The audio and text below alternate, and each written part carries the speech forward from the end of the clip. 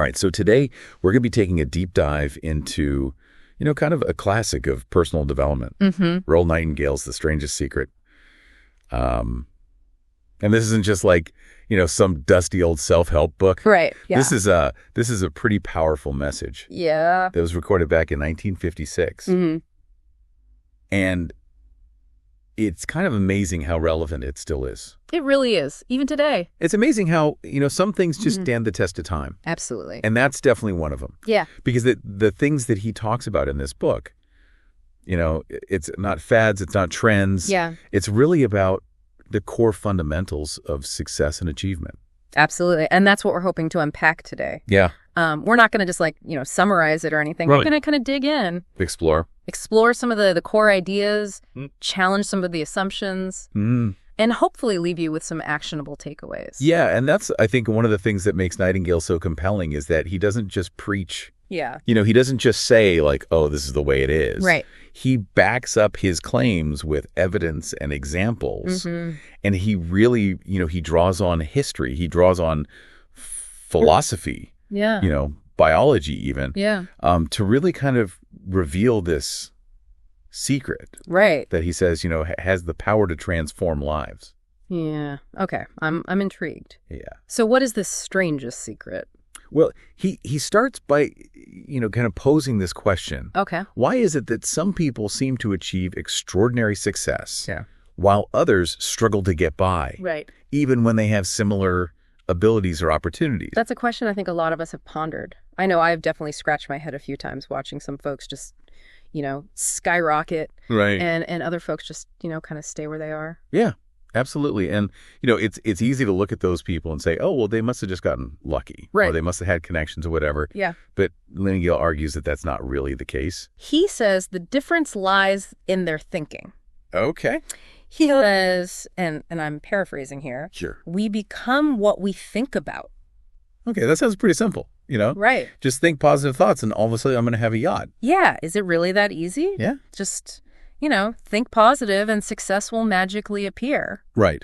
Well, not quite. It's not about, just empty affirmations or wishful thinking. It's about understanding the power of our subconscious mind.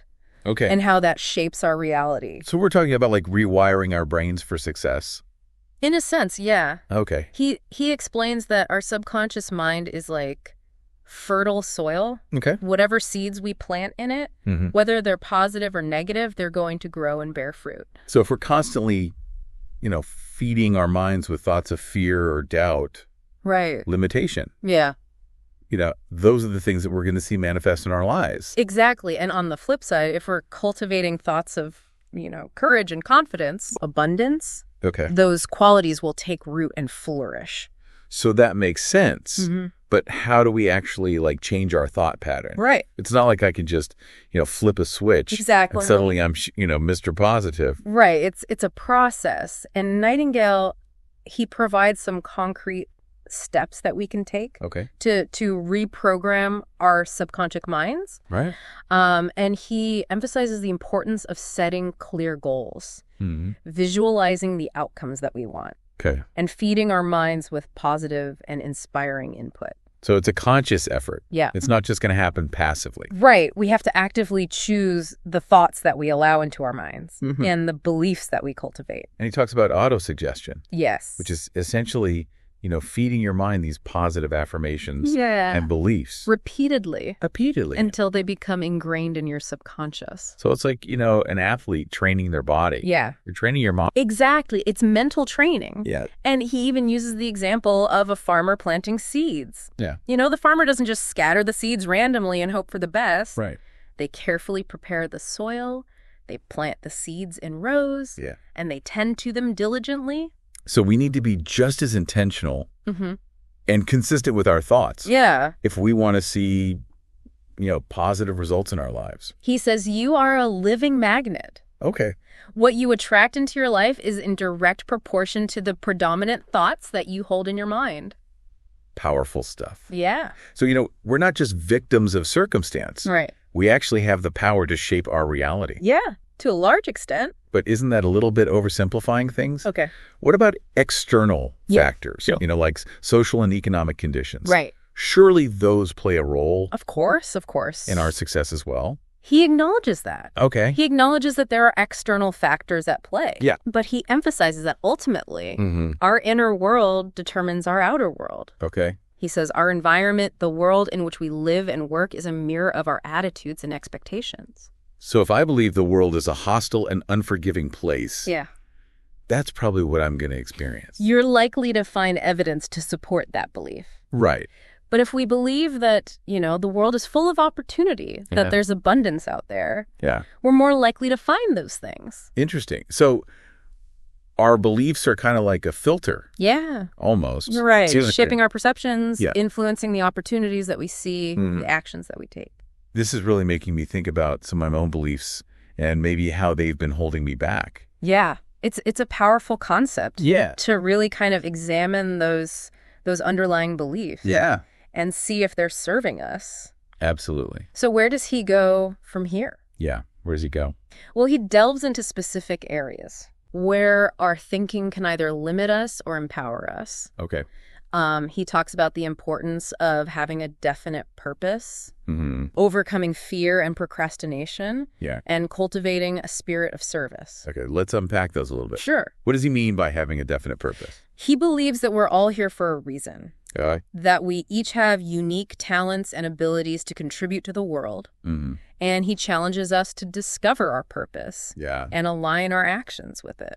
So it's about finding that thing that lights us up. Yes. That gives us a sense of meaning and fulfillment. Exactly. And it's not always about, grand ambitions or lofty goals. Right. It can be something very simple. Yep. Being a loving parent. Sure. A supportive friend. Yeah. A skilled craftsman, whatever it is that really kind of resonates with you. So it's about identifying our strengths and then using those strengths to make a positive impact. Exactly. No matter how big or small. It doesn't have to be, saving the world. It can be just making a difference in your own little corner of it.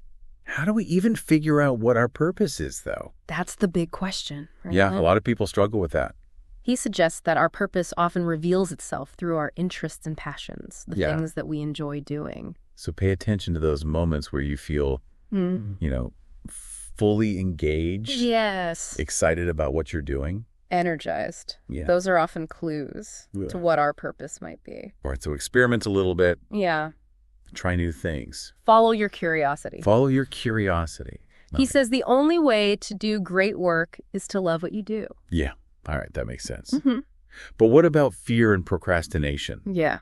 I feel like those are two big hurdles that a lot of people face when they're trying to pursue their goals. Absolutely. And they often go hand in hand. Right. Fear can lead to procrastination. But Nightingale has some really insightful observations about fear. Okay. He says, fear is nothing more than a negative thought which has been accepted and dwelt upon until it has become a strong belief.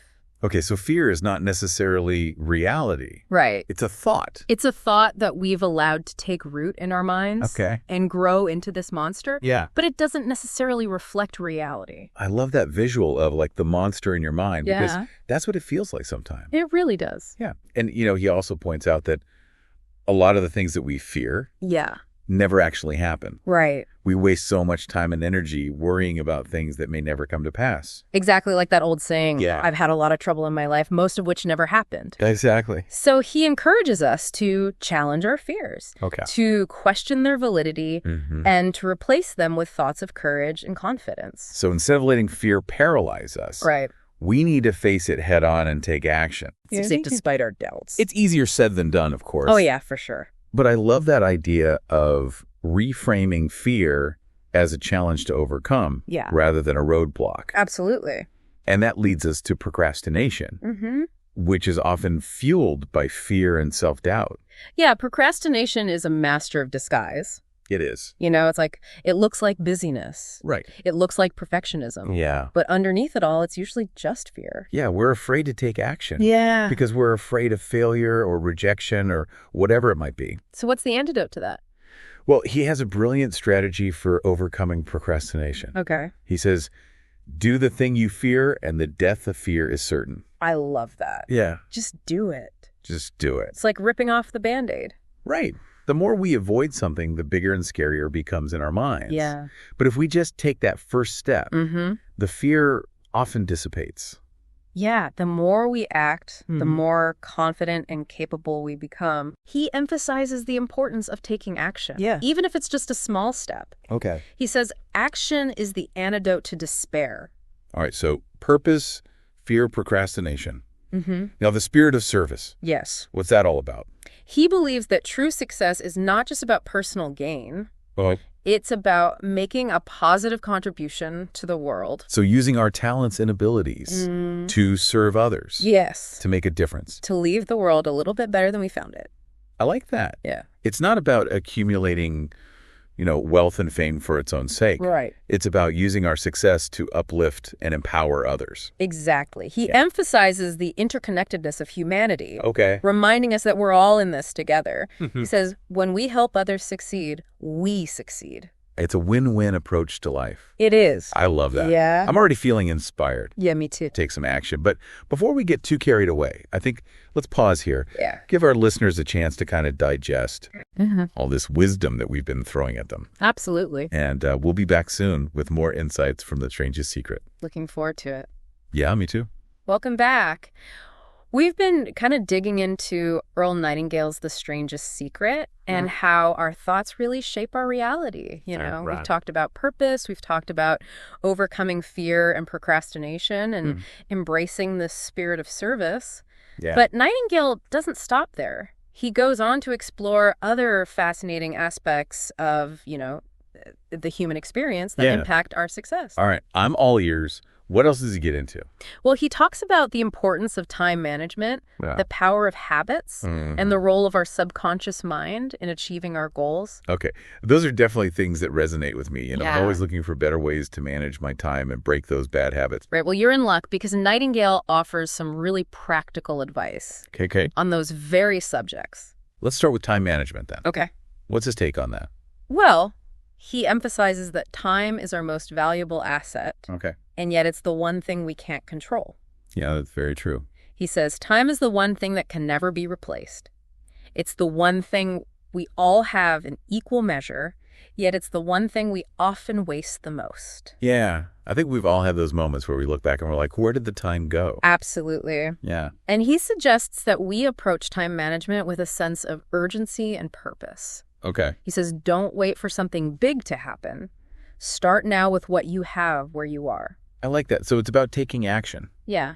Even if they're small steps. Just got to move us closer to our goals. Right. It's about being proactive. Yeah. Rather than reactive. Instead of just letting life happen to us. Exactly. He encourages us to, plan our days, prioritize our tasks, eliminate distractions. All the things that I'm terrible at. But, we can all work on these things. Yeah, for sure.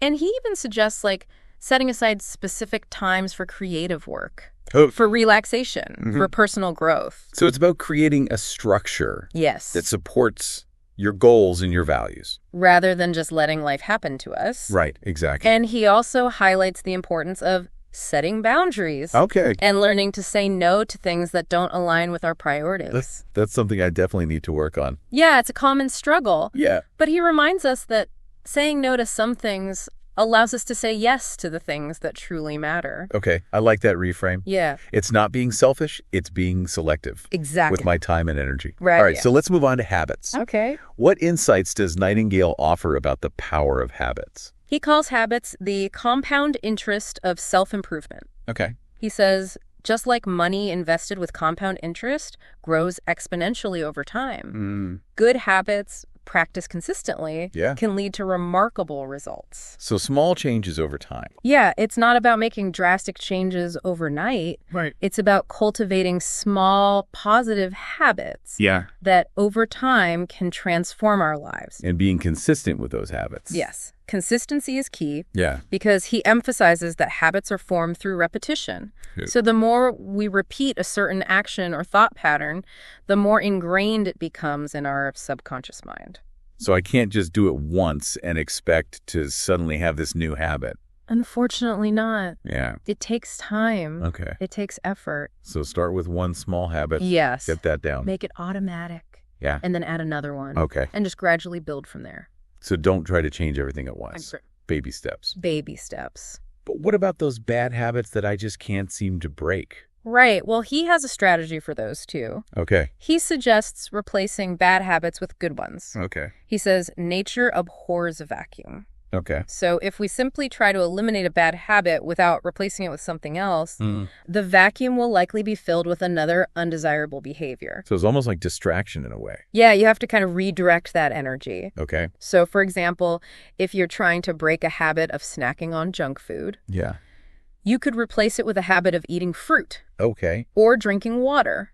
All right, so crowd out the bad habits with good ones. Exactly. And he also emphasizes the importance of understanding the underlying reasons for our bad habits. Oh, okay. You know, what needs are they fulfilling? Yeah. What triggers them? If you know why you're doing it, you can address it better. Exactly. All right, so we've got time management habits. Yes. What about the subconscious mind? All right, well, this is where it gets really interesting. Okay. Because Nightingale calls the subconscious mind the miracle worker within us. Okay. He says, your subconscious mind has the power to bring into your life anything you deeply desire and believe you can attain. So it's about aligning our beliefs with our goals. Okay. And then, the subconscious mind is almost working in the background to help you get there. Yeah, it's like this powerful force that we can harness if we know how. And how do we do that? Well, he suggests techniques like visualization, affirmation, auto-suggestion to kind of program our subconscious mind for success. I found that visualization is really powerful. It is. Just kind of creating that mental image. Yeah. Feeling the emotions as if it's already happened. He says, whatever the mind can conceive and believe, it can achieve. I like that. Yeah. And he also emphasizes the importance of surrounding ourselves with positive and inspiring influences. Okay. The people we spend time with, the books we read, the media we consume. It's like feeding your mind a healthy diet. It is mental nutrition. Yeah. Instead of, just junk food all the time. Exactly. Got to be mindful of what you're putting in. So choose your friends and mentors wisely. Yeah. The people we surround ourselves with can either lift us up or drag us down. For sure. All right, this has been amazing. Yeah, it's been a great conversation. We've covered so much ground just digging into the strangest secret. Yeah, and it's amazing how much is packed into this short recording. I know. His insights are just so timeless and relevant. They really are. To anyone who wants to live a more purposeful and fulfilling life. Absolutely. But before we wrap up completely, I think it's important to just pause for a moment. Okay. Give our listener a chance to kind of reflect on what they've learned. Yeah. And how they can apply these principles to their own lives. All right, so we're back. And I don't know about you, but I'm feeling pretty inspired. Yeah, me too. Ready to go out and change my life. Take action. Take action, put all this stuff into practice. Yeah. But before we get too far ahead of ourselves. Right. What are some of the key takeaways that you think, our listeners should be walking away with today? Well, it's hard to choose just a few, but I think the most powerful message in The Strangest Secret is this idea that we are not victims of circumstance. Yeah. We actually have the power to shape our reality. Through our thoughts. Through our thoughts, our beliefs, our actions. And it's not about, just like thinking positive thoughts and hoping for the best. Right. It's really about understanding how our mind works. Yes. And almost like taking control of that process. About being intentional. Intentional. About our thoughts and beliefs. And he gives us tools to do that. He does. He doesn't just leave us with these vague concepts. Right. He actually tells us, here's some things that you can do. Here are some steps you can take. Set clear goals. Visualize your desired outcomes.